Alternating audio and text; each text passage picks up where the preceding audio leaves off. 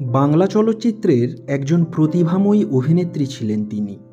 সহজ সরল আবেগঘন অভিনয়ের জন্য সহজেই নিজের জায়গাকে পাকা করেছিলেন। কখনো স্নেহময়ী মা, কখনো দরদি দিদি, কখনো বা খল চরিত্র, সব ক্ষেত্রেই নিজের সুনিপুণ অভিনয় শৈলীকে তিনি মেলে ধরেছিলেন। উত্তম কুমার, সৌমিত্র চ্যাটার্জি, অনিল চ্যাটার্জির মতো বড় মাপের অভিনেতাদের সঙ্গে তাঁর অনস্ক্রিন জুটিও জনপ্রিয়তা পায়। একজন দক্ষ অভিনেত্রীর পাশাপাশি তাঁর আরও একটি বড় পরিচয় হল তিনি মহানায়ক উত্তম কুমারের ভাই তরুণ কুমারের স্ত্রী, চট্টোপাধ্যায় পরিবারের আদরের গৃহবধূ সুব্রতা চ্যাটার্জি। 1931-এর 24শে ফেব্রুয়ারি কলকাতায় জন্মগ্রহণ করেন সুব্রতা চ্যাটার্জি।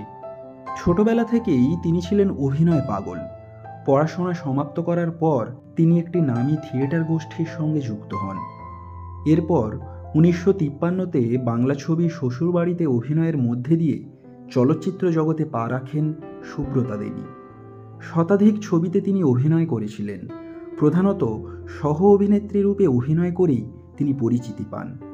পুষ্পধনু, জীবন মৃত্যু, চিড়িয়াখানা, পিতা ও পুত্র, আগুনের ফুলকি, লাল গোলাপ, আগন্তুক, বৌরানীর মতো জনপ্রিয় বাংলা ছবিতে তিনি অভিনয় করেছেন।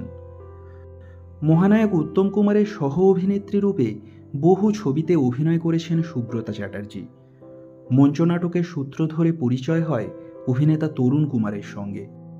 পরবর্তীতে উত্তম কুমারের ছোট ভাই তরুণ কুমারকেই বিবাহের সিদ্ধান্ত নেন সুব্রতা দেবী। কিন্তু এই বিয়েতে বাবা সাতকড়ি চ্যাটার্জি ও মা চপলা দেবীর মত ছিল না।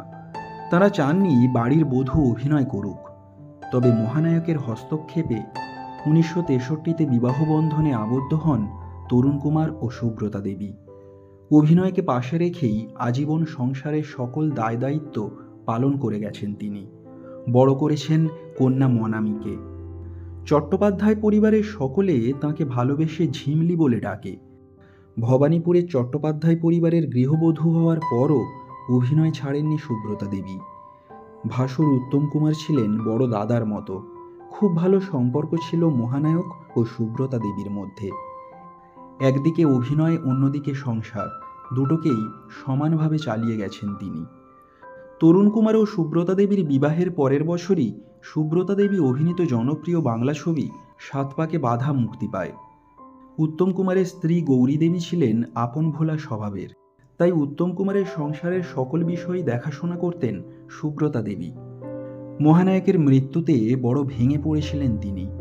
চোখে জল নিয়ে তিনি সর্বপ্রথম সুচিত্রা সেনকে ফোন করে মহানায়ককে শেষ বিদায় জানানোর জন্য আমন্ত্রণ জানিয়েছিলেন। সুচিত্রা সেন ততদিনে অন্তরালে চলে গিয়েছেন, কিন্তু বোন সুব্রতার কথা ওই দিন তিনি ফেলতে পারেননি।